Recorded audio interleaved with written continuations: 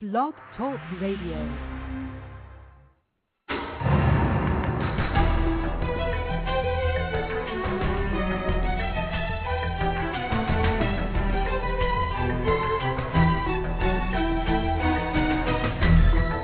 Some of the guests on this podcast will express their viewpoints based on their own research, and those views aren't necessarily those of Blog Talk Radio, Cursed.net, Breakthrough Radio, or its affiliates. This podcast will also be available on iTunes under the keyword Cursed.net. Hello, everybody. My name is Byron LeBeau, and welcome to Cursed.net, Breakthrough Radio. Today it's Monday, April the 27th, in the year of our Lord, 2009. And we are privileged tonight to have a truly special guest who has kindly volunteered to give his time to give us some potential insights into such subjects as the fallen angels and their relationship to man in the history of salvation. I am speaking of Dr. Chuck Missler, whose brief biography is already captioned on our Blog Talk Radio webpage. Suffice it to say that Dr. Missler brings to this interview a myriad of high-level experience, not only in corporate America, but also participating in highly classified projects within the intelligence community, as well as the Department of Defense. And perhaps maybe he would speak to that for a couple of minutes during our interview. Dr. Missler was an honor graduate of the United States Naval Academy and a master's degree in engineering. I am familiar with Dr. Missler, having read his important co-authored book called Alien Encounters, as well as listening to his lectures on the return of the Nephilim, and especially the intriguing Signature of Seven, which hopefully Dr. Missler will address at some time during the interview. He is involved with over 100 titles in publication and has at least 12 books under his belt. He also has commentaries on at least 32 books of the Bible, and the Signature of Seven was part of one of those particular commentaries. Lastly, I was delighted to notice a recent commentary that Dr. Missler did on a subject that has been addressed on our very own radio podcast, namely regarding the Shroud of Turin, with Lynn Marzulli from our past April 13th interview. So maybe we can get Dr. Missler to say a few words about the intriguing shroud before we even get into the many subjects which will be of vital interest and concern for our particular listening audience.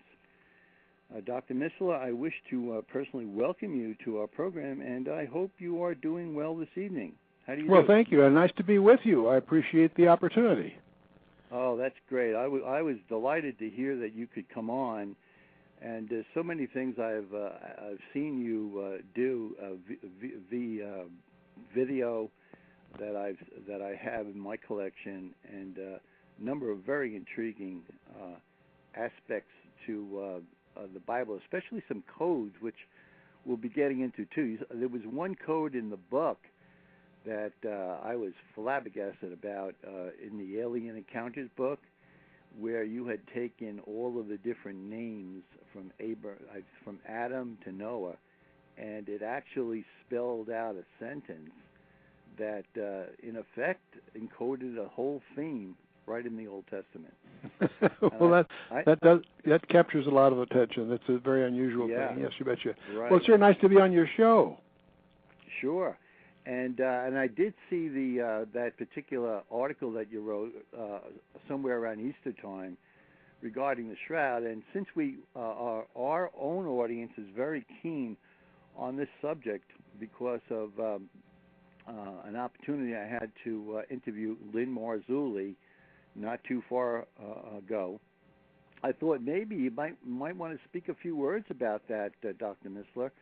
Well, by the way, first of all, it's Chuck. The doctor's for marketing reasons. It's just Chuck. Oh, okay. But I'm not an expert on the shroud. I did happen to. I was given a copy of a DVD called The Fabric of Time by Grizzly Adams. I know the Grizzly Adams people, and they sent me one to take a look at it. I was so startled by it that I did indeed make it available to our readers. and so forth. And I endorsed it. I shouldn't say endorse it because I can't speak to the validity of it, but it was just so startling that we felt it would be a very appropriate product or publication for the Passover or Easter season. So we did promote it. But I have no special knowledge there. I know no more than what the DVD presents, but it does such an outstanding job presenting the apparent discovery that the shroud is a hologram, that it's a three-dimensional hologram, and more than that, the perception of it in terms of being a intersection of two event horizons, that is, that the body was floating above at the time that the snapshot, so to speak, was taken, is very bizarre, very unusual. But anyway, it's probably the most unusual thing I've seen on a relic that's probably the most studied relic in history. And so for what it's worth, I thought the DVD put out by Grizzly Adams called A Fabric for Time was one of the best presentations I've seen in a long time. Yes, visually, and they did say it was the most studied artifact in history from every point of view imaginable. And I don't think there are any real experts on the shroud, only because I've heard more than one or two people already mention that we're dealing with a new physics. It sure seems like it. Anyone who really gets into the shroud starts to realize that when you start talking about event horizons and things of that ilk and holograms and black holes or what's beyond it, you are dealing with something that only somebody from, I would imagine, only somebody from outside of time and space could have mastered it. And in fact, if Jesus Christ did leave that particular signature, just like the signature of 7, as I mentioned before, it's just like our God to do something like that. And I wouldn't put it past them. It wouldn't surprise me either, but at the same time, I think while it's interesting to explore that, it's important to keep it in perspective because it still needs confirmation. And there's always a danger. There's always a danger that these things become like the piece of brass that Hezekiah had to destroy because it had become a fetish.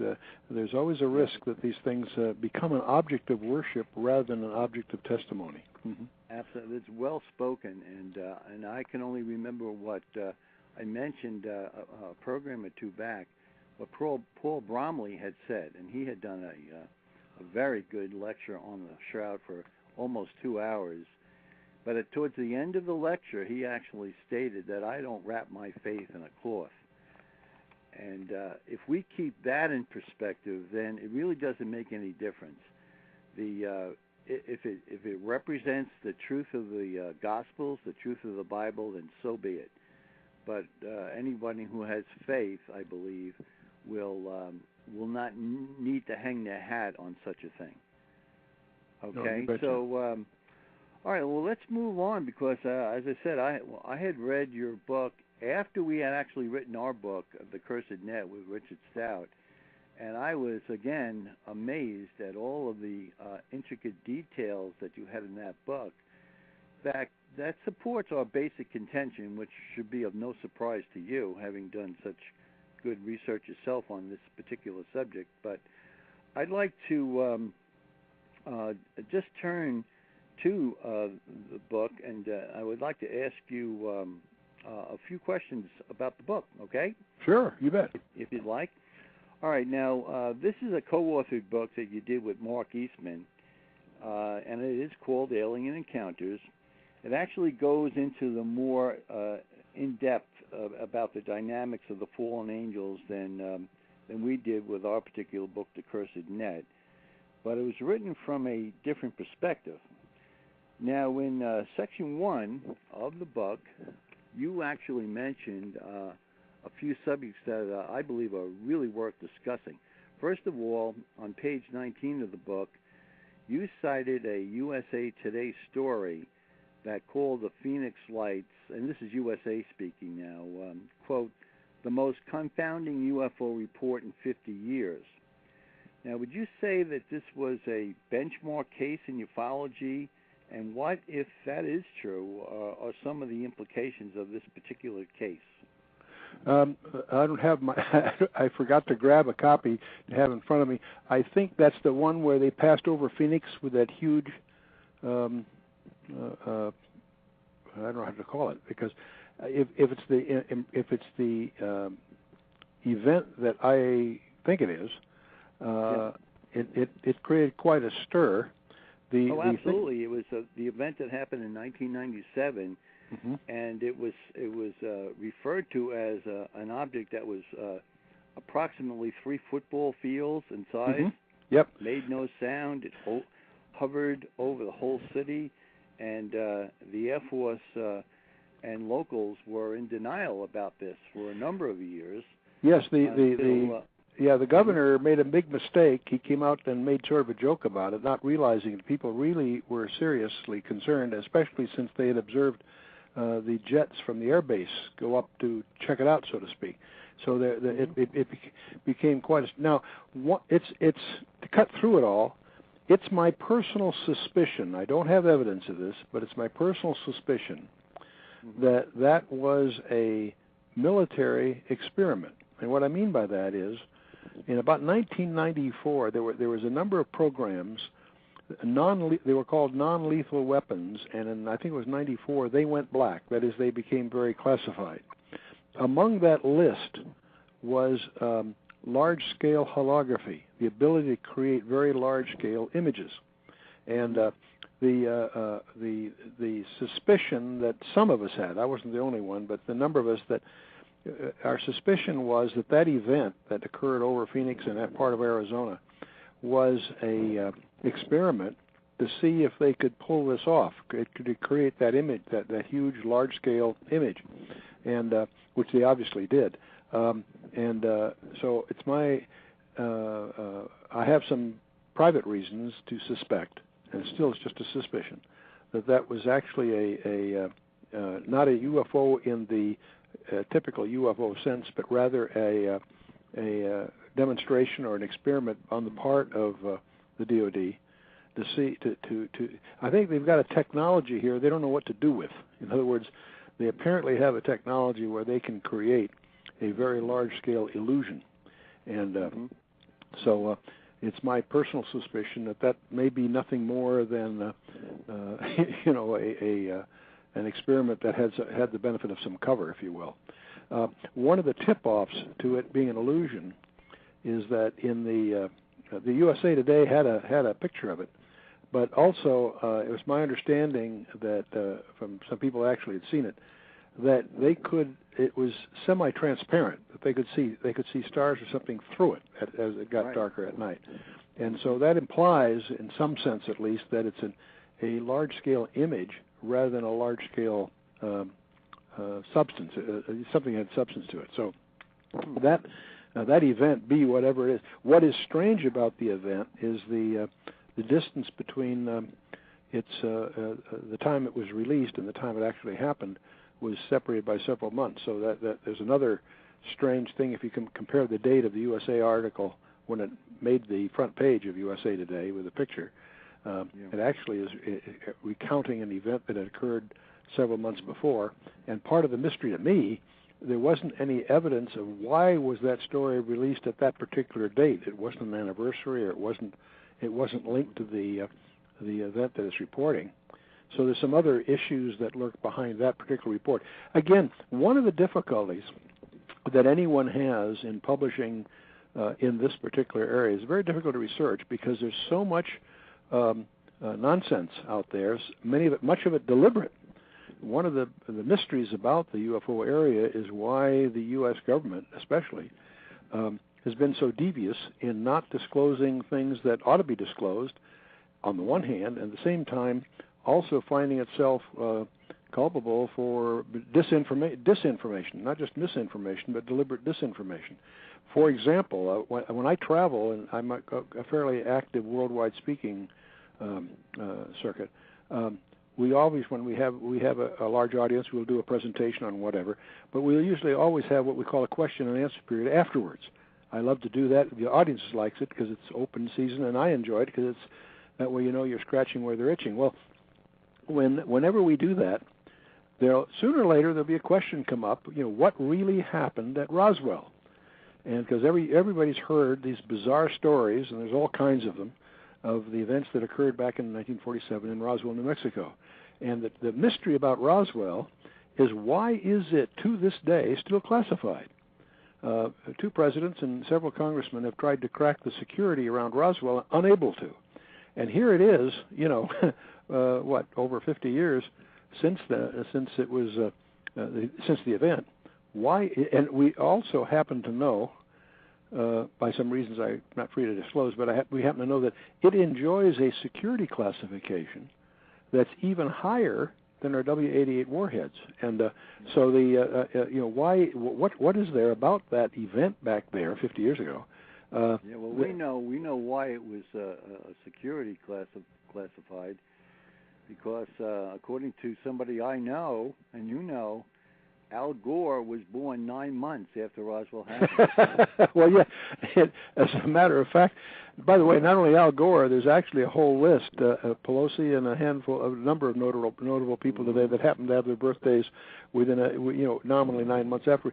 And I usually use that as a distraction. When somebody, I say, I don't know what happened at Roswell, but I know what happened 9 months after, and there's a pause in the audience, and then I drop that one as sort of a toss away, and of course they all crack up laughing.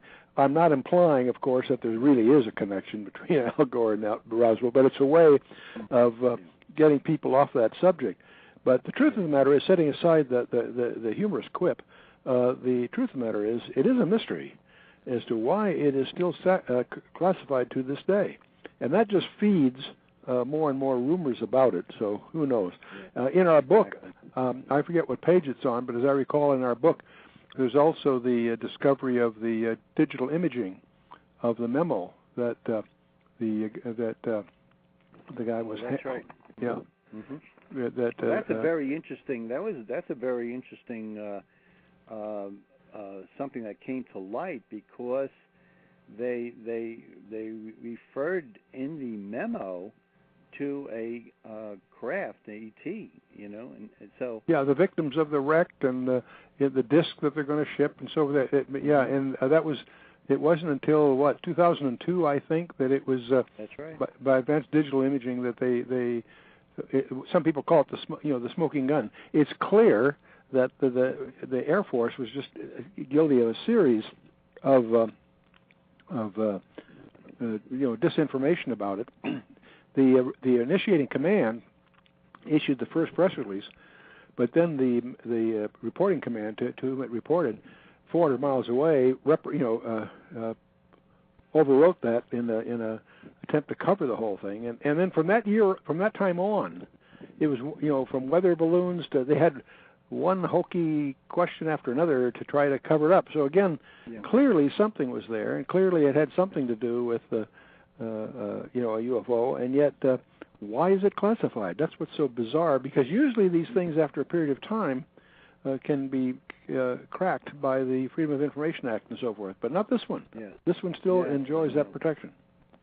Well, let's start at the very beginning with things that we can at least get a little bit of a handle on as we work towards the basic theses that I know you espouse, and certainly we do also.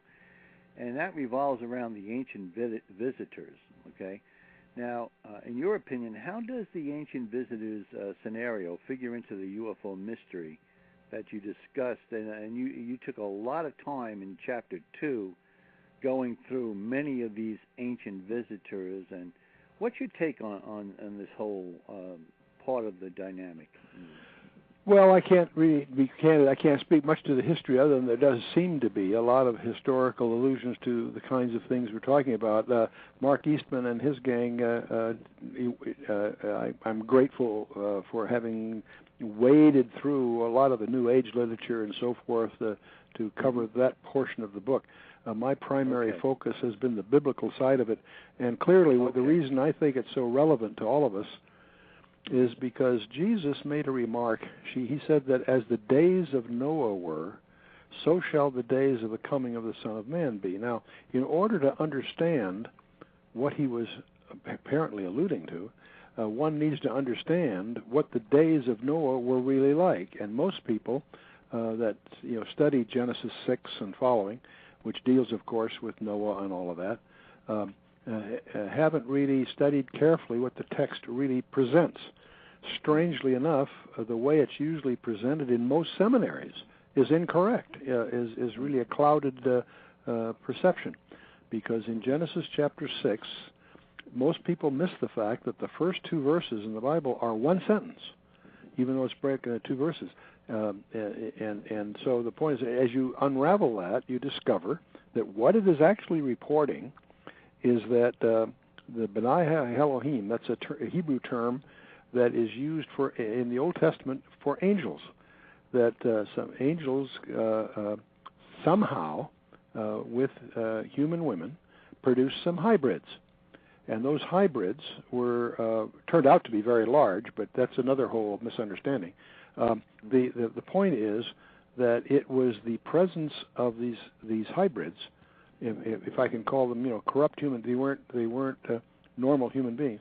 That was the reason for the flood of Noah, because they had a gene pool problem, and that view of the text was the prevailing view by the rabbis in the Old Testament period. It was also the prevailing view of the early church up until about the 5th century.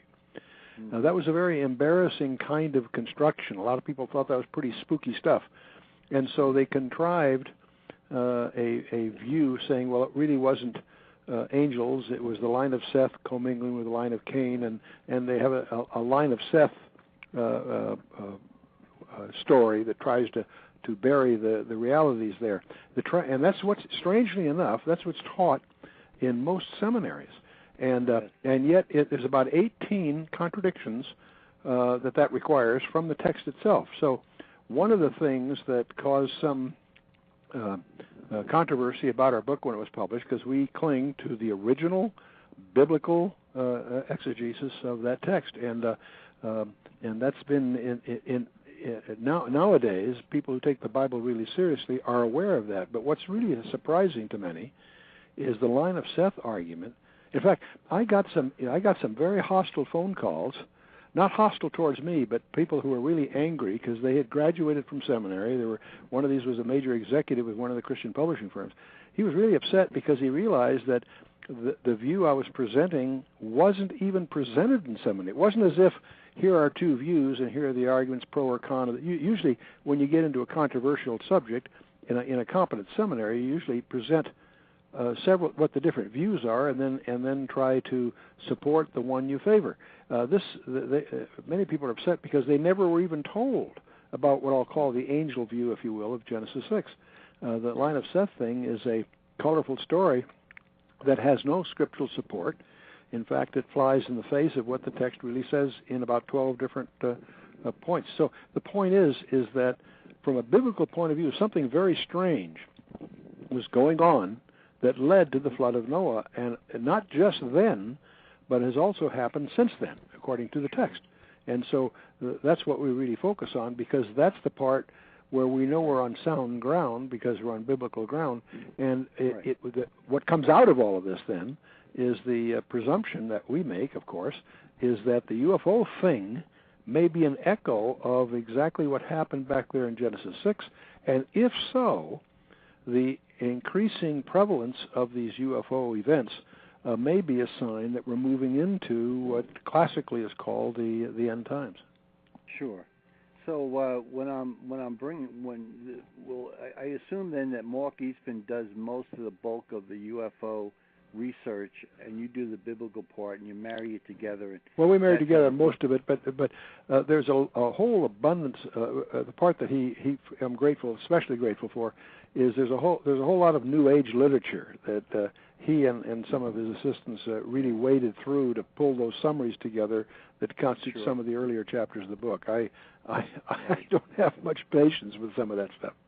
Yeah, I understand, and I will address them because, as a person who has done research over 40 years myself, unfortunately, I had to wade through enough of that stuff just to get a sense of what was really going on.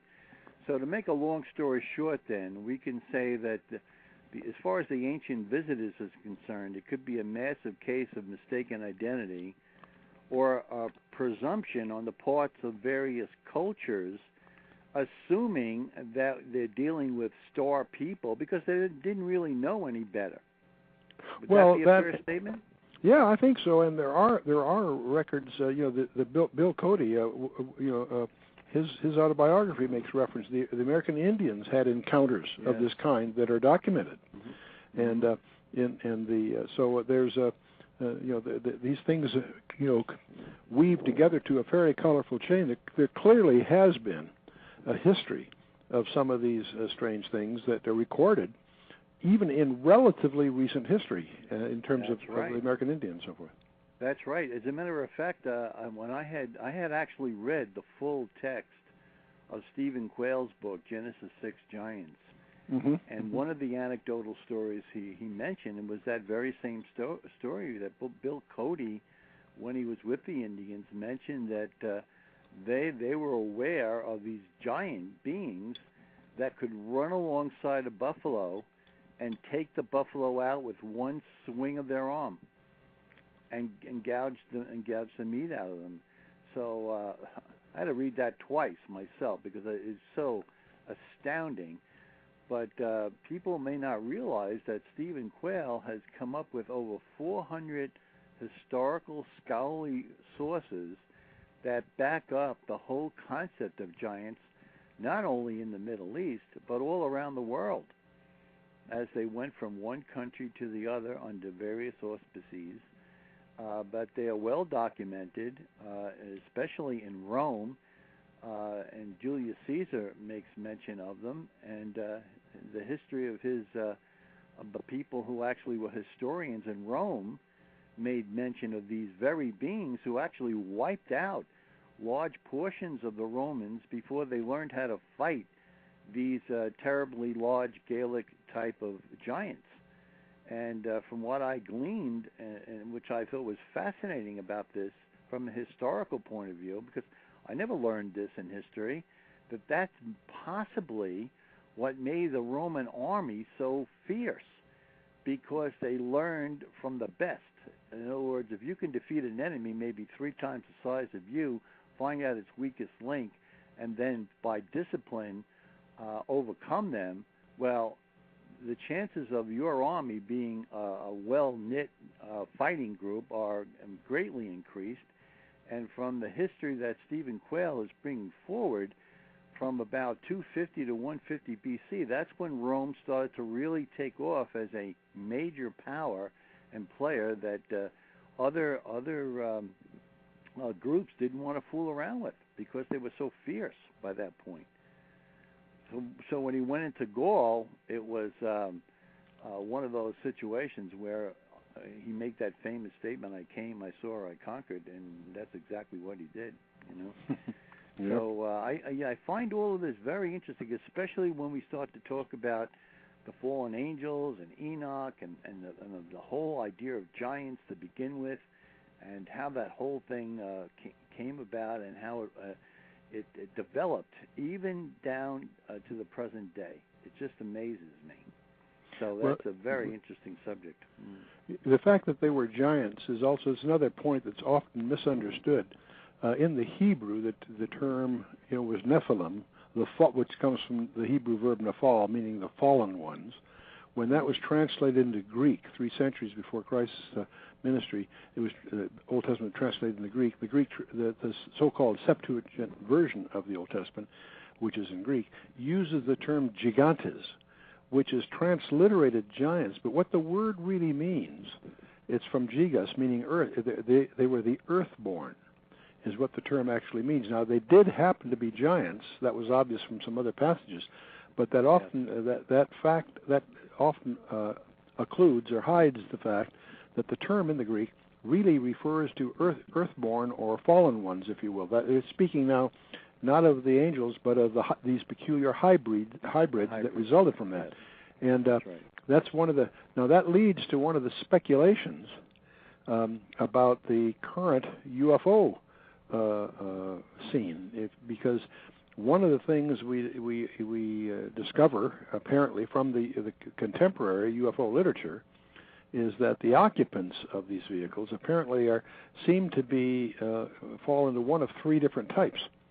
The Pleiadians, as they're sometimes called, which are those that could be mistaken for a human being. They look very similar, in other words, blonde, blue-eyed, whatever. But the Nordic type, yeah. Nordics, yeah. And the second, another group are these little diminutive, 3-foot-high, little green men kind of descriptions. Mm-hmm. And there's a third one they sometimes call the reptilians, which are really grotesque and what have you. But the point I'm getting at is one of the mysteries. Oh shoot! I'm sorry, I forgot to kill that phone before we got on the. One of the mysteries about the current UFO world is why is it that these creatures seem to be diminutive rather than the giants that occupy the ancient literature? And that no one has an answer to that. They have speculations, of course, conjectures, whatever. Mm-hmm. One of the conjectures is that what they're dealing with is the decline of the human genome.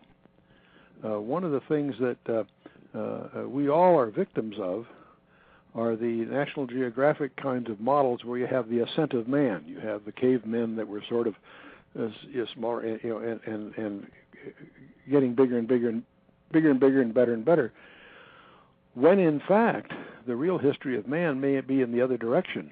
That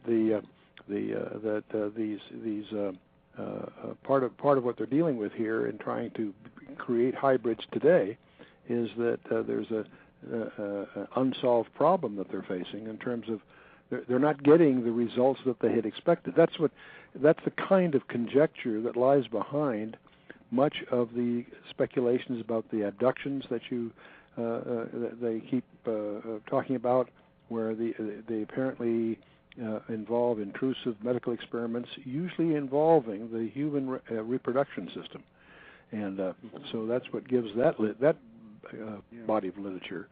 It's rather strange. Yeah, it's a very interesting point. You don't hear about that too much. I know they do look very sickly. If they are purporting themselves as grays, but see, there again you have the problem of the facade, or the especially. See, that's another question that and when you notice the development of ufology, and surely and it is noted in your book that there came a point where the leading ufologists, people like Jacques Vallée and Alan Hynek and John Keel, they were coming to the conclusion that we cannot be dealing with an ET hypothesis at all, but it must be some form of interdimensional phenomena. Well, that's the thing. Now we're on a little more solid ground, because the primary researchers in this area, and I would list J. Allen Hynek as the American and also Jacques Vallée, the Frenchman, as probably the most respected of the gang. Both of them in their conclusions in their later years came to the conclusion that these things are not intergalactic. That's a lot of physics reasons to believe that, but rather they're hyperdimensional. And because they, on the one hand, leave physical evidence behind, burnt ground, radioactivity, what have you. On the other hand, they violate our normal physical laws. They go faster than the speed of sound without sonic booms. They make right-angle turns at incredible speeds. Mm-hmm.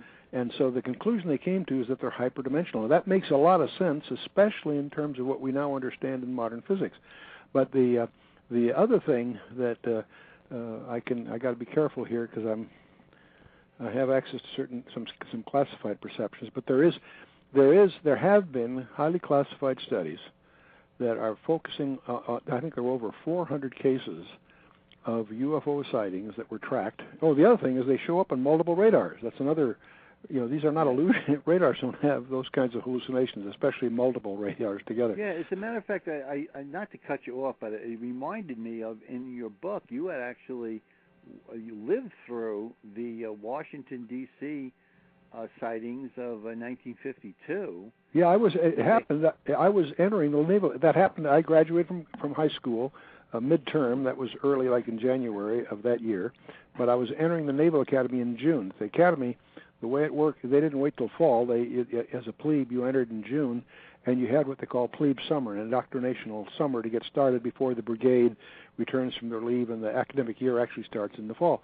Well, it was in June when I was entering the academy that those bizarre things were happening that actually shut down flight operations at Andrews Air Force Base and let's see if I can pull that up here on my computer, get refreshed here. Yeah, it was July 19th to 26th of 52. Well, actually, both weekends. It was hit both weekends. Yeah, the jets alerted for saucers, and they actually and it was a major crisis at the time. It actually interfered with flight operations for more than a week, and so those were and there are no bones about it. The papers. Especially in the local scene, it was a very disturbing, unexplained set of events that suddenly went away. That was one of those events that stuck with me because I remember as a young man, I remember seeing a documentary on this subject. They made a movie out of it, and it was simply called Unidentified Flying Objects, and in 1956, and what they did was they really highlighted that particular case because it was so sensational, as well as interviewing airplane pilots, so no-nonsense type of people who had good eye perception, and it did seem to make a very good case for the fact because they had two films. You remember the Utah film and the Montana film, and those two films of UFO or video, not video, but I guess you would call it actually 16 millimeter film that was taken, and one was by a professional naval person. That was the Utah one. He was on a vacation with his wife and kids, and these things flew right over his car, and he just happened to be a naval. I guess he was an officer, and he had his camera with him, and he took very distinct pictures. But by the time he got his camera out, they were fairly far away. That was all indicated in this particular movie. That really was the first, I would say, no-nonsense UFO film that ever came out back in the 50s, when they were having all of the sci-fi movies out, pretty much showing it to be a joke, Mm-hmm, mm-hmm. So, I thought since you had lived through that, you might have maybe heard something very interesting that would have confirmed that, this was a real case that they never really got to the bottom of as far as... or if they did, it wasn't put in the public domain.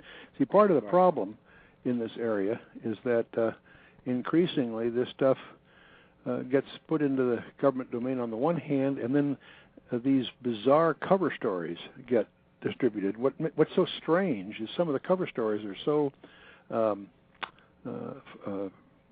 silly, easily punctured. The Air Force especially has had a history of putting out the really specious cover stories that anybody with a little bit of research can flake it out. Sure. But the other thing that occurs in more recent times, I can't lay my hands on it here handily for the broadcast, but I have a soundtrack from a radio ham during this at March 24th of 1989. In those days, we had there's a guy by the name of John Bleha, who was a veteran of 5 different space shuttle missions, and he was also one of the residents for a while of the Russian. Where we had that cooperative, the Mir space station. Sure. But the point is, during one of the missions, the space shuttle missions, on one of the channels, a amateur radio operator recorded him, his voice. Houston, this is Discovery. We still have the alien spacecraft under observation. And that was one of the things that I was startled by, is that most of the astronauts, there's a whole list of them in my book, actually, acknowledged that they were on missions and had seen these things on their missions. And in fact, it was my original intention when we published Alien Encounters I was going to get one of these astronauts to give me a forward, but I got a better idea. I ended up going a different direction. I had Douglas Marr, who I happen to get to know, do my forward for me. He is well known within the New Age crowd, as Publishers Weekly attributes the New Age publishing craze to his original book called Voyage to the New World. He was a channeler for Shirley MacLaine. And so he's well known within the New Age community. What the New Age community doesn't know is that on November 9th of 1990, if my memory serves me correctly, he became a Christian. And I got to know him, and so I had him do the forward for Alien Encounters because the whole Cochelle Peterson, the design firm, probably the number one design firm in the business, did the cover for me. And it looks like, feels like a New Age book. In fact, you don't find it in the Christian section of a bookstore. You'll find it in the New Age section because it looks like, feels like a New Age book. And, of course, the New Agers recognize his name. What they don't know is that he became a Christian, and that does not show up. That's sort of hidden in the style of his forward. And right. That's one of the reasons the book has done so well is because, if you go on Amazon.com, there are 17 book reviews, I recall. 15 are favorable. Don't bother with those.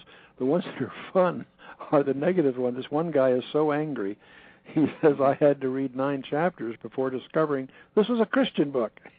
And, of course, we chuckle at that because that was the strategy. That's one reason I think. Right. In other words, you're using your own bait, lures, and hooks to get people to go from one to the other, right? Of all the books that we published, I wouldn't say it's the most successful, but certainly it has been incredibly successful at getting people to discover the reality of Jesus Christ, and so in that sense, it certainly has been a productive book. But one of the things that makes this whole area difficult to write about, as you've experienced yourself, is that there's so much disinformation and foolishness out.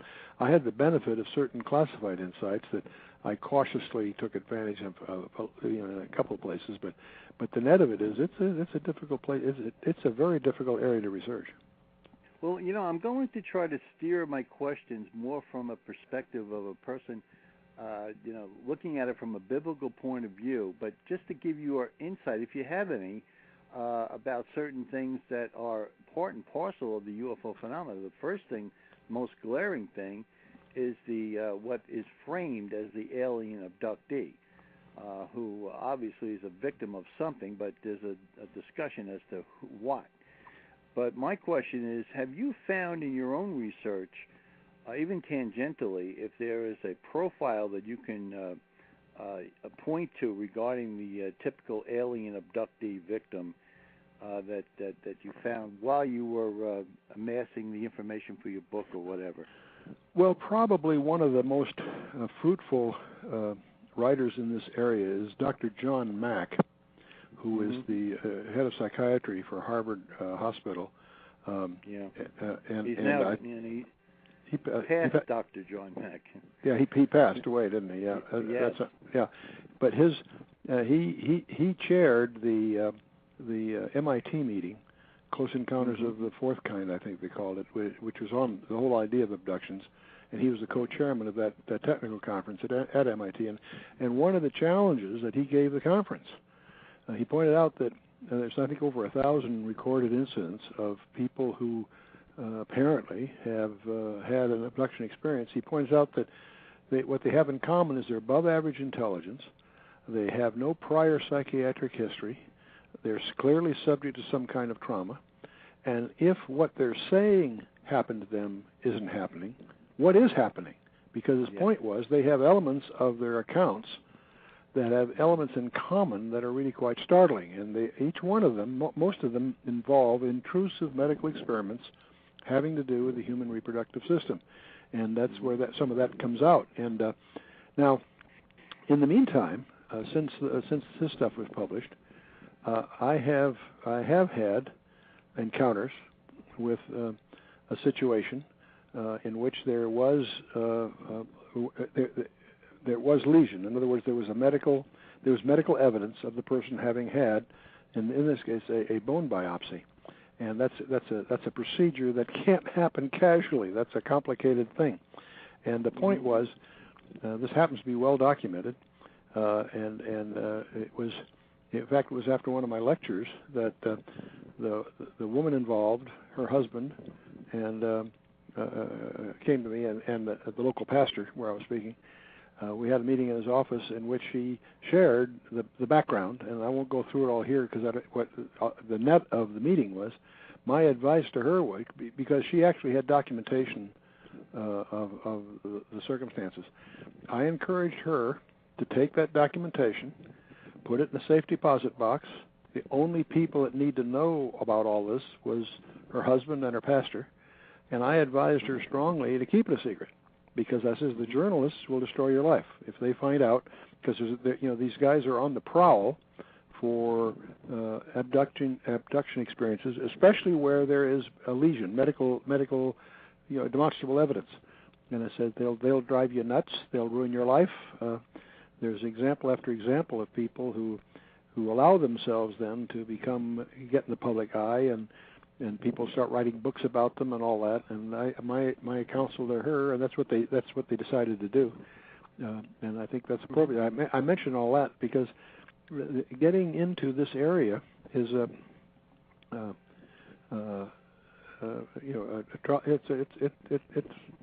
media is heartless, and so it's just a practical response to letting a person live their life.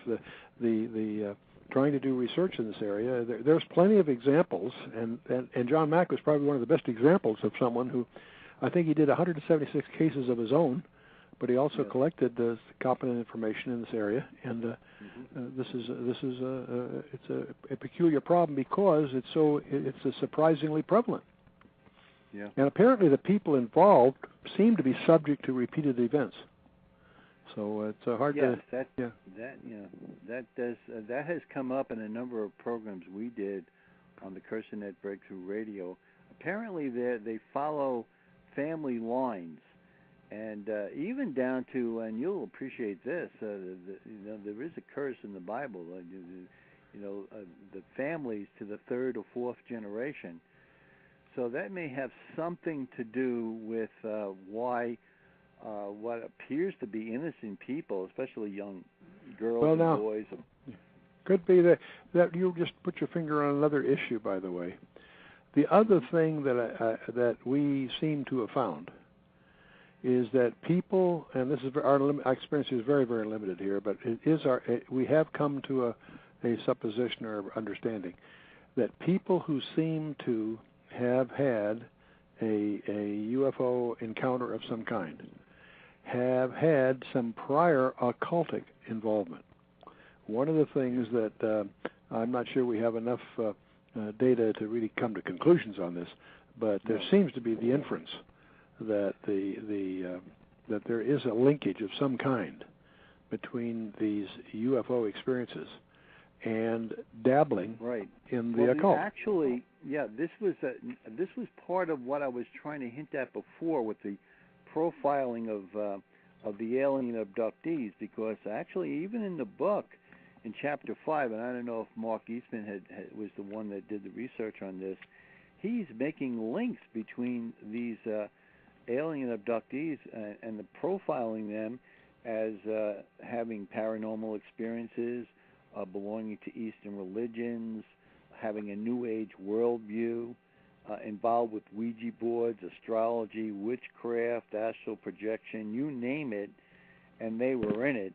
And I have found too, and talking to many of the people that Joe Jordan brings on our radio program, that's how they were hooked originally before they found the power of the name of Jesus Christ.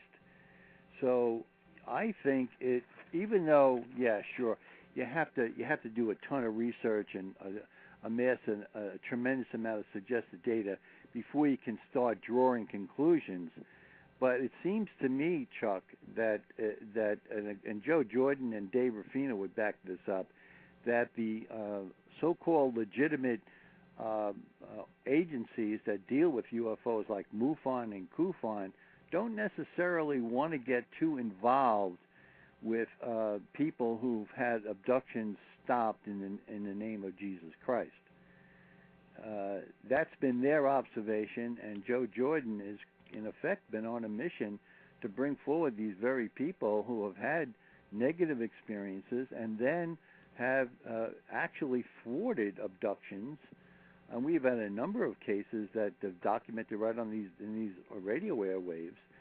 People like Joyce Aarons and Shandy that we just had on this past Monday, and Kevin Unterberger, and a whole host of people that, yes, it does. If you call in the name of Jesus sincerely, it can very well stop an abduction literally in its tracks.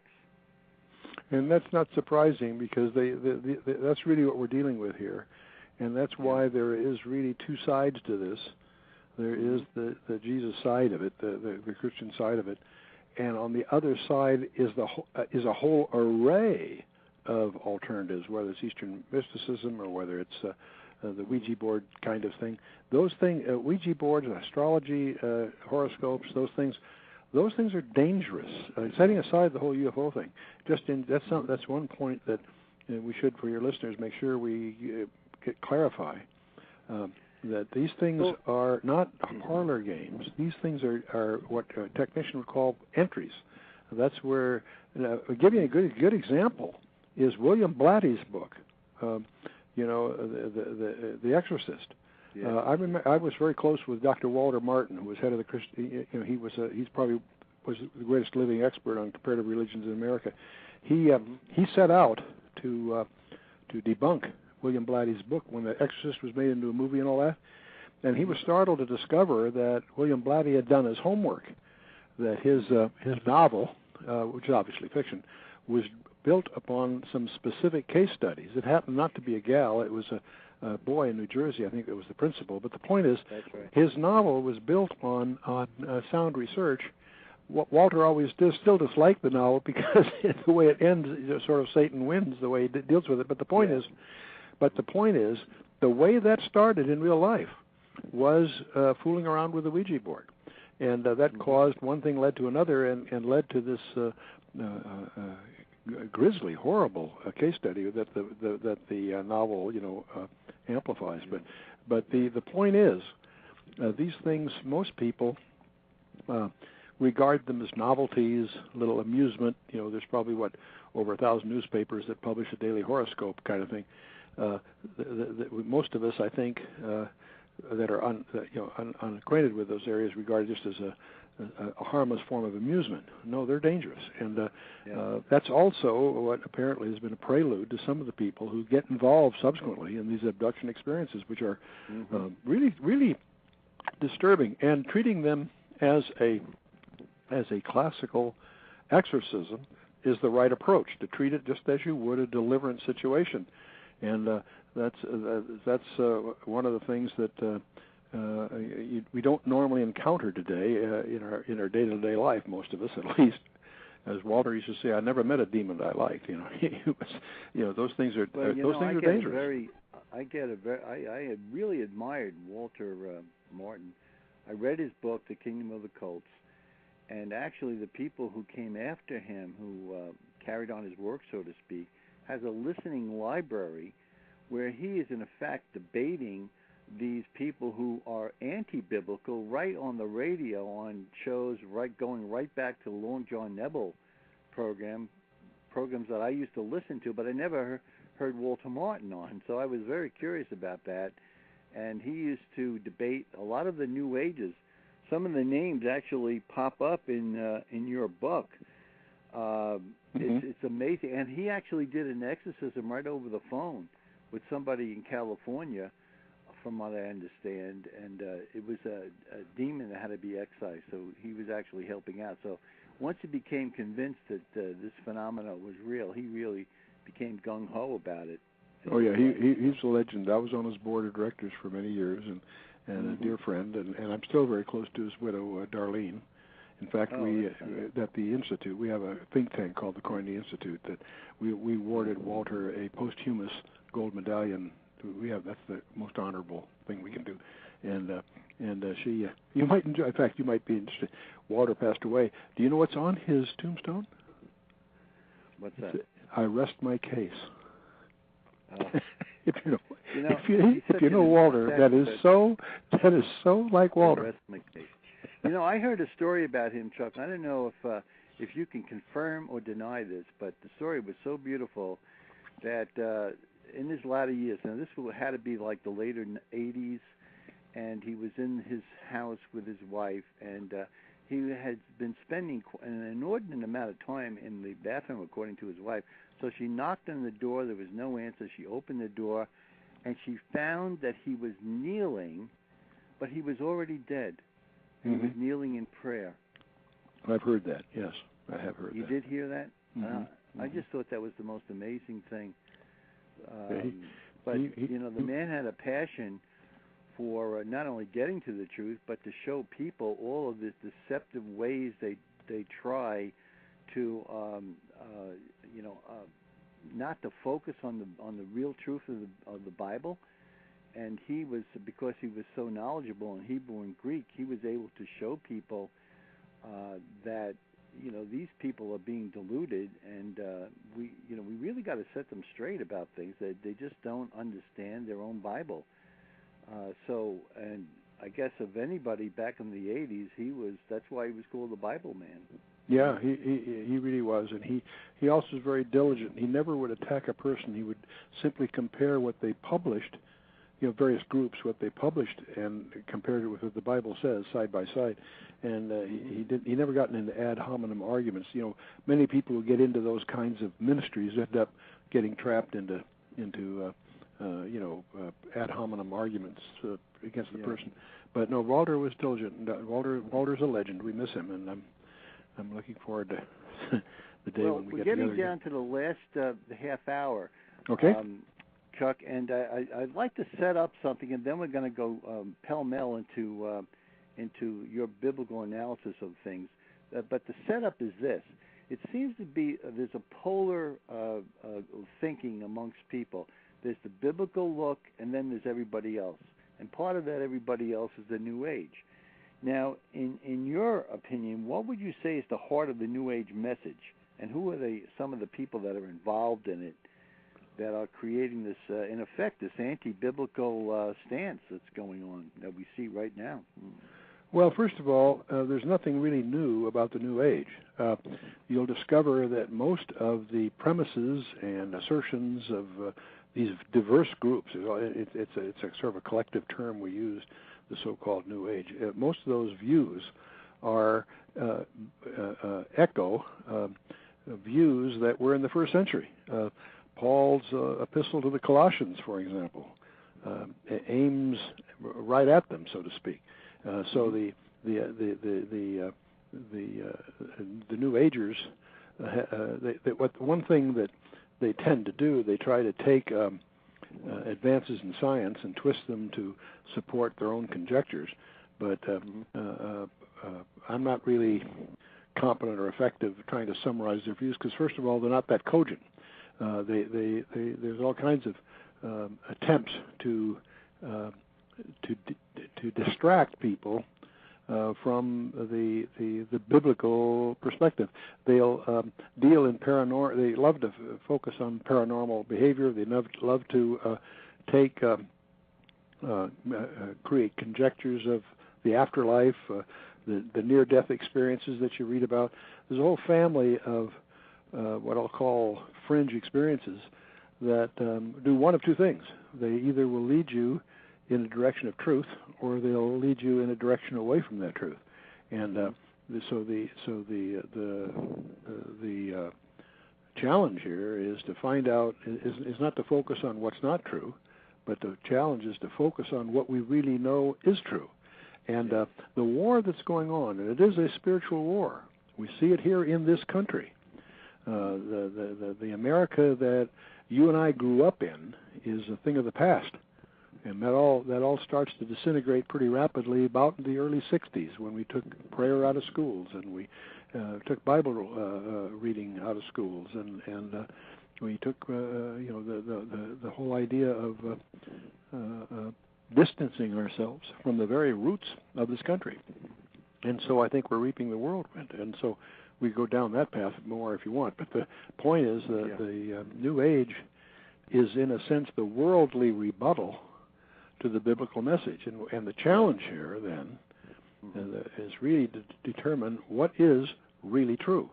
And I think that's where the discovery, what the Bible is really all about, to discover what makes it distinctive from all other literature in the history of man, is the key. And once you discover the integrity of its design, that we have 66 books here we call the Bible, that are an integrated message, that we discover every detail, even the mathematics underneath the text admits of an integrated design. And then the next discovery is, of course, that design has to have had its origin from outside the dimensionality of time, simply because it details history before it happens. And when you discover that, you discover it presents a person. And that person is the most distinctive person that's ever walked the planet Earth. And Mel Gibson did a pretty impressive job with his movie The Passion, but it has a couple of deficiencies. Setting aside some of the Catholic overtones, leave that alone. It has two major deficiencies. First of all, it creates the impression that the crucifixion of Christ was a tragedy. No, it was an achievement that was planned before the foundation of the world. And secondly, the other thing it doesn't get across is who was he? He wasn't some great teacher, some great leader, some good example to follow. Quite the contrary, it's the Creator incarnate who chose to enter his creation and fulfill a destiny that we couldn't for ourselves. So the point is that that main event eclipses everything else. The entire universe is going to be measured by that love letter, a love letter written in blood on a wooden cross erected in Judaism 2,000 years ago. Right. And so that pivot point. Yeah, you spoke to that very well in one of the prophecies in Daniel, which we'll want to get into before the end of the program. But okay. A quick question for you before we get into that. If the giants were wiped out in the Great Flood, then where did the other large beings come from that were reported in the Old Testament? Well, if you look at verse 4 in Genesis chapter 6, in verse 4, it says there were giants in the earth in those days, and also after that. In other words, it was widely spread before the flood, and that's what the flood dealt with. That's why in verse 9 we discover that Noah was among those that was not contaminated by that genealogical contamination. But the point is that when you get later in Genesis, you go from Genesis 6 and 7 and 8, the flood itself, fine. You get to Genesis 12 and 15 and 17, God calls Abraham, and he tells Abraham that his descendants will be away for 400 years in Egypt, and they will come back to that land. That gave Satan a chance to lay down, he had 4 centuries to lay down a minefield. And we discover that when Moses, later on, they have the Exodus, and when they get to Kadesh Barnea, and Moses sends in the 12 spies to check out the land, they come back, and they're terrified. In Numbers 13, verse 33, it speaks of there were Nephilim in the land. That's the same term the fallen ones. There were again, not to the extent that they did in Genesis 6, which was worldwide. Here in that region, Satan was able to do the same thing. So you can read the whole Bible from cover to cover as Satan's attempt to thwart God, the program of God. So anyway, the point is, when Joshua subsequently is instructed to conquer that land, there were certain tribes. There were 4 specific tribes. He was told to wipe out every man, woman, and child of those particular tribes. Now, as a New Testament reader, that always shocks us. Gee, that doesn't sound like that's a strange thing to find in the Bible. And that's because we don't understand. Those 4 tribes were the Anakim, the Zumzumim. These were, again, Nephilim. They were Satan's attempt to contaminate the human genome to prevent the emergence of a Messiah. And so the prevalence of these hybrids, if you will, wasn't confined just to Genesis 6. That's the big one. That's the major one, so it led to the flood. It also, the Scripture says, even back there in the 4th verse of Genesis 6, and also after that. In other words, you really won't understand the drama of the Old Testament unless you understand that some of these strange things were going on even during the subsequent periods. And so that's, and again, that all takes coloration when Jesus says, as the days of Noah shall the days of the coming Son of Man be. That's why we draw the inference that these UFO things, whatever they are maybe a prelude or you're beginning to stage the what we call the eschatological period, the end times. Yeah, well, it does look that way. I know we wrote about that in our book, The Cursed Net, but there's another point in your book. You said that the most amazing passage in the whole Bible revolved around the 9th chapter of Daniel. And how? Yeah. And you want to speak to that for a couple Sure, of minutes? we sure can. Understand the passage we're talking about is in the book of Daniel. The book of Daniel is part of the Old Testament. The Old Testament was translated into Greek 3 centuries before the time of Christ's ministry. So the point of what we're going to be talking about here is in black and white. It's a matter of go to check any competent encyclopedia, and they'll tell you that the Old Testament translation into Greek was done about 285 BC. Now the point is, in the book of Daniel, chapter 9, the angel Gabriel comes and interrupts a prayer he's making, and gives him 4 verses, the last 4 verses of Daniel chapter 9, and they're known as the 70-week prophecies. Now, the first of the 4 verses, verse 24 of Daniel chapter 9, is the scope of the whole thing. 77s are determined upon your people to accomplish a whole bunch of things, and when you go through that list of 6 things, it's clearly things that haven't all happened yet, so some of them still have yet to transpire. That brings you to verse 25, which I maintain is probably the most astonishing verse in the entire Bible, where Gabriel says to Daniel, 77s are determined upon your people. He says, from the going forth of the commandment to restore and to build Jerusalem unto the Mashiach Nagid, the Messiah the King, would be 69 weeks, 7 plus 62. 69 weeks. These are weeks of years. Now, that may sound strange to our ears, but in Hebrew, you've got weeks of days, you've got weeks of weeks, you've got weeks of months, and you've got weeks of years in the linguistic structure of the text all through the Scripture. So that's strange to our ears. If I told you I'm not going to come back on your program for a decade, you'd assume, what does that mean? 10 years? I didn't say 10 years. I just said decade. Well, see, in the Hebrew, the 7 can be years or days or months, depending on the context. Anyway, the 77s are determined, is what the angel is announced in verse 24. Verse 25 says, from the going forth of the commandment restored to build Jerusalem unto the Messiah the King would be 69 of those weeks. Now, understand, Daniel is a prisoner at this time in Babylon, 200 miles to the east of Jerusalem.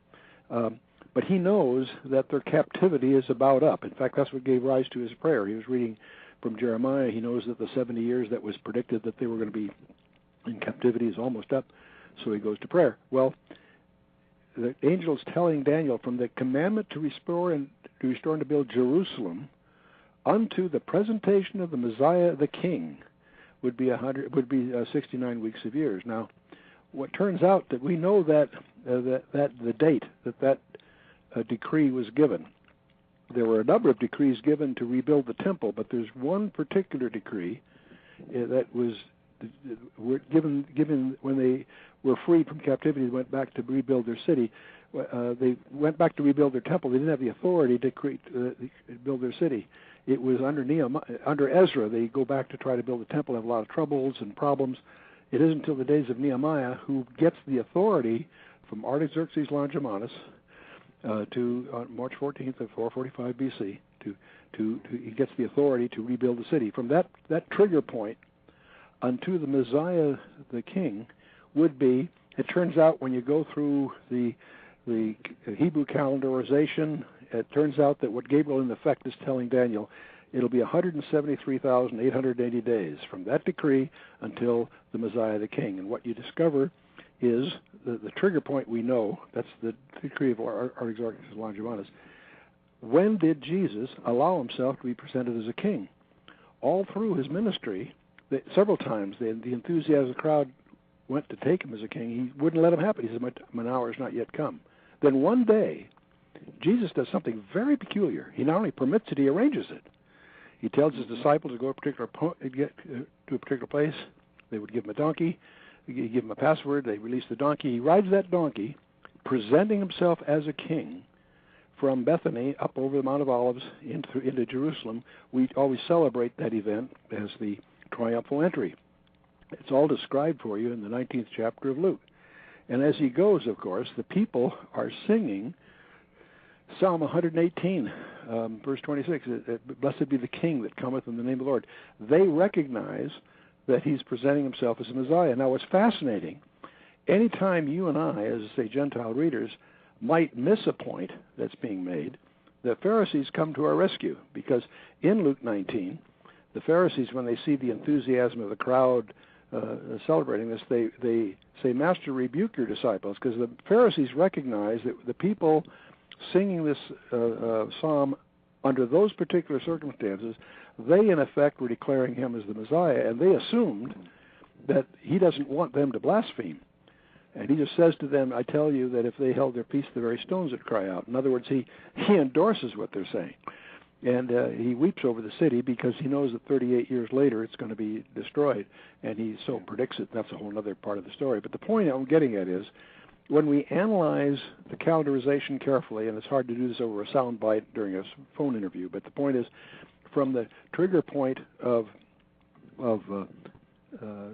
Gabriel's announcement to Daniel, from the trigger point of the decree to rebuild Jerusalem unto Messiah the Prince, turns out when you go through the actual arithmetic, it comes out to the exact day that Jesus presented himself as a king. And what's interesting is he holds them accountable to know that. When you read Luke 19 very carefully, you actually, we all know that 38 years later, the Roman legions under Titus Vespasian, had slaughtered 1.5 million men, women, and children in the fall of Jerusalem in 70. It's one of the biggest events on Jewish calendars, the fall of Jerusalem in 70 AD. The question is, why did Jerusalem fall? And the answer, there's lots of good answers, but the answer that Christ gave in Luke 19, he says, because you did not recognize the day of your visitation. In other words, he held them accountable to understand that he was presenting himself as the Messiah, and their response would end up being crucifying him.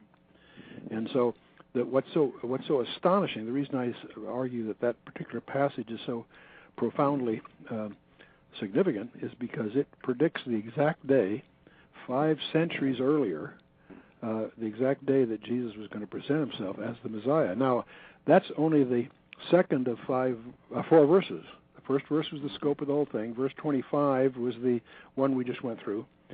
The last verse, the fourth of the 4 verses, is a week of years yet to unravel, and that's the most documented period of time in the entire Bible, both Old and New Testament. But between those two, in other words, those 70 weeks, you would normally presume are contiguous, except for the fact that verse 26 lies between 25 and 27. In other words, there are some events that occur after the 69 weeks, and yet before the last week starts. That's a gap or an interval. During that interval, the city would be destroyed, Jesus would be crucified, it so requires. In fact, that's a 38-year period right there. But we're in that interval right now. There's an interval from the triumphal entry, obviously, and that has not triggered yet. And what is that last week of years is going to be a 7-year period, and that apparently a world leader is going to make a treaty benefiting Israel. But in the middle of that 7 years, he's going to violate that treaty. And there will be a time of the last half of that 7 years, last 3.5 years of that period, will be the most troubled period in human history, worse than ever has been up till then or ever would be again. And that's, of course, disturbing understanding, especially if you're Jewish, because the Holocaust of Nazi Germany was pretty grim. But apparently, and that took one Jew out of 3 on the planet Earth. According to Zechariah 13, verse 8 and 9, the next one, the last one, is going to be twice as bad. It's going to be. I read that in the Old Testament. By the way, Chuck, we have about 15 minutes. This is a perfect time, I think, to discuss that last period. I know there's a number of people that were very interested in the 12-part YouTube talk that you gave on the rapture. I was particularly interested in the distinction you make between the church and Israel. And I thought maybe we have a little time. You could sort of go through that a little bit and, sure. and tell us why you make a distinction between the church and Israel. I know it's fascinating, the distinction you make, and well, that's how a very you make it. Yeah, I really should, because that's an area of misunderstanding that is widespread and yet not biblical. There's the church. It actually goes back to the early church, the first few centuries. You realize that when the Romans finally made Christianity the state religion in the 3rd and 4th century, pastors then were on the government payroll. And it was very awkward for a pastor to preach that Jesus is coming back to rid the world of its evil rulers if your paycheck's being paid by the world's evil rulers. So they, under Origen and Augustine, they say, well, that's just allegorical. They adopted a view of the text that is sort of a soft view. They don't take it literally, and so that's where the church became very anti-Semitic, surprisingly enough, and that's where some of these ideas first started. Well, it turns out, of course, that through the Dark Ages, the Word of God wasn't available until the Reformation. Through the Reformation, the Gutenberg Press, and all of that, the Bible is finally in the hands of the people. They did a remarkable job in the Reformation at dealing with the issue of salvation, what we call soteriology, that salvation by faith alone, and they willingly died, burned at the stake over that issue. But the tragedy of the Reformation was they didn't go back and re-examine their eschatology. That is, what the Bible really says about the end times. So you discover today those denominational churches that come out of the Reformation, most of them still hang on to an eschatology, a study of a belief about the last days, that really isn't biblical. It's more traditional. The place that you find these things out really are churches that are committed to a literal view of the biblical text, and that's mostly the independents, and there are certain groups. Anyway, without getting into all that, the point is, Israel was born in Exodus chapter 4, and so they went down as a family but came out as a nation, and they have a destiny. The church was born on Acts chapter 2 at the Feast of Pentecost, and they have different origins and they have different destinies. There is a view that's widely taught in many churches, is that somehow the church has replaced Israel. We call that replacement theology, the idea that the promises that God made to Israel now somehow devolve upon the church. The trouble with that is that it creates real confusion because they really are distinct. In fact, Paul, in his definitive statement of Christian doctrine, we call the book of Romans, hammers away for 3 chapters, 9, 10, and 11, that God is not finished with Israel. They have a major role to play in God's program. But there's an interval going on. It happens to be that interval of Daniel 9, verse 26, in which it's a parenthesis, if you will, where Israel was scattered, and we've had 2 centuries of church growth, if you will. Israel's back in the land. That's a huge milestone for someone that takes the Bible seriously. And so one of the things that some people say, well, that's all Old Testament stuff. No, there are 4 unconditional covenants in the Bible. The Abrahamic covenant, and every benefit we have, even as Gentiles, derives from the Abrahamic covenant. And that covenant is being challenged by well, I'll come back to that. The second covenant is the land covenant. God gives Abraham commitment to the land of Canaan. The third covenant is the Davidic covenant, in which there was a throne, a forever throne, established under David. And the final is what they call the everlasting covenant itself. The point is, those covenants are challenged. The Abrahamic covenant is challenged by the world, the UN, the EU, you name it, very anti-Semitic. The land covenant is the specific target of Islam. Israel's right to the land is being attacked. The so-called land covenant in the scriptures being attacked by Islam. The third covenant, the unconditional covenant, called the Davidic covenant, is being strangely attacked by the denominational churches. And they say, well, that's Old Testament stuff. No, if you recall, when Gabriel, again, it's Gabriel's job again, He's always announcing the Messiah, whether it's to Daniel or to Mary or whoever. When Gabriel visits Mary in Luke chapter 1, he indicates to her that her child is to be born, will be given the throne of David. Now, the throne of David did not exist in those days. Roman ran the world while Jesus was around. That is yet future. When you get to the book of Acts, the pivotal event in the book of Acts is Acts 15, the council in Jerusalem, and there James, the Lord's brother himself, quoting Amos chapter 9, verse 11, confirms that the tabernacle of David is going to be reestablished. When Jesus is at his ascension, the disciples ask him, are you now going to set up the kingdom? He says, it's not for you to know the time. He doesn't say he's not going to do it. He just dismisses their concern about the timing of it. But he is going to set up his kingdom. So the point of all of this is, what most people don't realize is that Jesus is destined. There's over 1,800 references in the Bible to him ruling on the planet Earth. And he's going to come back to rule on the planet. In fact, it was the Jews' fixation on his rulership that caused them to miss his the mission of his first coming. It was really what they thought there were going to be two messiahs, Mashiach ben Yosef and Mashiach ben David. He's the suffering servant and then the ruling servant. But the point is, we from a New Testament perspective realize that the same guy in two comings. He came first in humility to accomplish a certain set of things. He's coming back to rule, and he is. So the point is, the replacement theology thing confuses those two issues, the issue of the church and the issue of Israel's ultimate destiny in the end time. So, okay, and doesn't Jesus come back with his bride when he does return? Exactly right. So that means there's two. See, he actually is coming back twice. He's coming back once for the church to gather the church. That's called the harpazo, or the rapture, some people call it from the Latin. Mm-hmm. And he comes back to fulfill his commitment to Israel. So there's really two comings. One to gather his church, and during that period gathering, that happens before, we believe it happens before the 70th week of Daniel. During those 7 years, all kinds of things happen on the earth. In heaven, we've got the judgment seat of Christ for those, and we have the marriage of the Lamb and all of that. When he returns to set up his kingdom, there'll be the celebration, wedding supper, and the sheep and goat judgment, and so on. My wife and I just finished a book on this called The Kingdom, the Power, and the Glory, where we try to focus and clarify these things about which there's a lot of misunderstanding. What really it all boils down to, and how seriously do you deal with the biblical text. If you're willing to allegorize it, if you treat it just as a series of principles or allegorizations, we call that a soft hermeneutic. Hermeneutics being your theory of interpretation.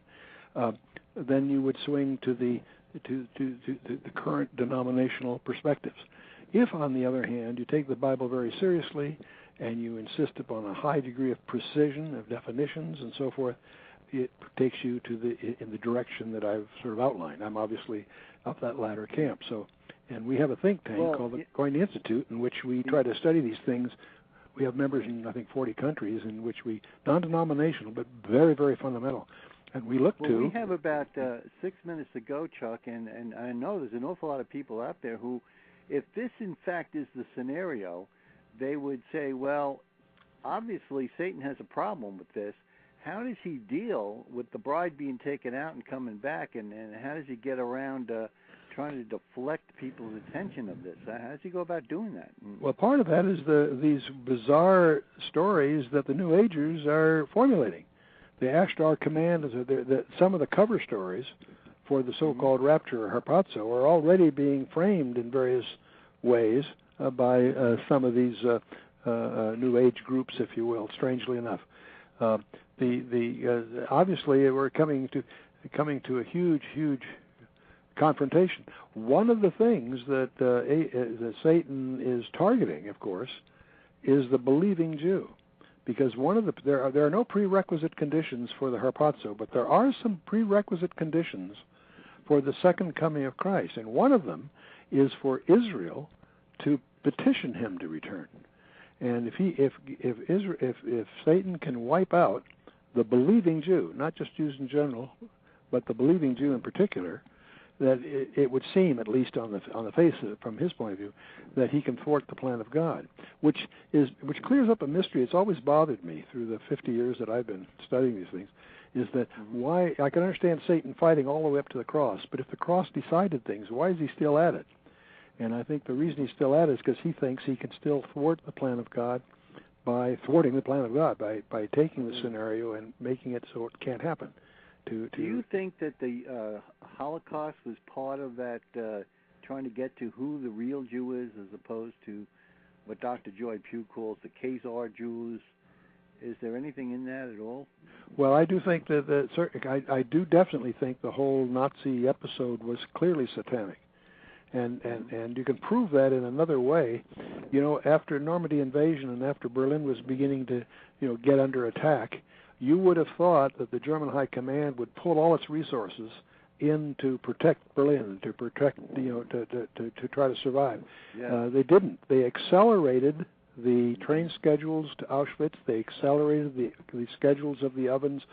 All of that, right up to the end, was accelerated. Not those officers, those resources weren't pulled back to defend They were the commitment to kill the Jews enjoyed a higher priority than the survival of the German headquarters, and so that when you begin to realize that, it puts the fingerprints right on it that the whole thing was satanic, and and we're facing that still today.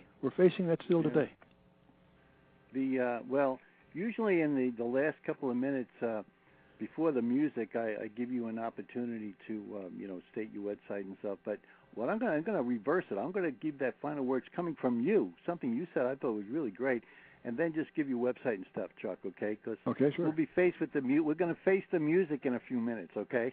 All right. This is something I actually put on the front page of my website, inspectorblebeau.pbwiki.com, regarding what you said. Wise insights from Dr. Chuck Missler within his book, co-authored by Mark Eastman. Quote, if someone can be converted by signs, they can be led away by them also. With the implication, the power of God, the Son, was in prophesying his own death and resurrection, using the sign of Jonah and the whale, a power that is unique to the one true I am God. This is one trick a created being, like Satan, for instance, will not be able to pull off. A word to the wise is sufficient. From the book Alien Encounters. Okay, I thought that was really great, because that seems to be whatever Satan does, God trumps him some way, shape, or form, and even to the killing him on the cross.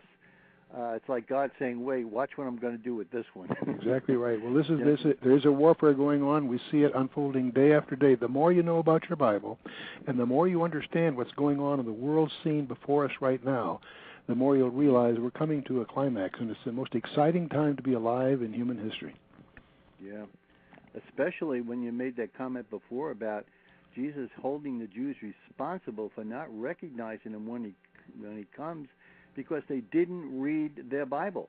And we have even more information and are even more accountable. Yeah, exactly. Yes, and what's going to happen now when people are faced with the new age and they're going to forsake Jesus, forsake God? As it says in 2 Thessalonians, which is pretty scary. If you decide to do that, you may be subjected very strongly to the strong delusion. So. Well, anyway, Chuck, why don't you give your website and you take. We have two websites. Yeah, okay, two websites. khouse.org. Koinonia House is our publishing activity. Khouse, KHOUSE.org is publishing all our materials. But we also have a campus called studycenter.com. There is a worldwide volunteer think tank you can be part of if you care to join us, and it's you can find out all about it on studycenter.com, and we have members in 40 countries, and we take the Bible seriously, and we have you can take all our materials and get university credit for it if you choose to, and that's what we're all about. Well, that's really great. And maybe we can have you back on again sometime. I'd be glad to do it, and I appreciate the hospitality, and I certainly appreciate the opportunity to discuss these things so candidly. Sure. And, the Nephilim, that's a subject we really didn't go into depth about, but certainly there are beings that are definitely behind the satanic plan, And if it happened in the days of Noah, and Jesus said what happened then is going to happen again, perhaps these giants will return as part of the hordes that are going to be part of the strong delusion and the judgments that are to follow. It does seem that way. Well, anyway, there's the music, Chuck. Okay, I want my to say friend. good night, and thank you very much for being part of our discussion tonight. And, Well, I appreciate you having me. God bless you guys. Thank you very much, and may everyone listening have a peaceful night and a fruitful tomorrow. Good night, everybody.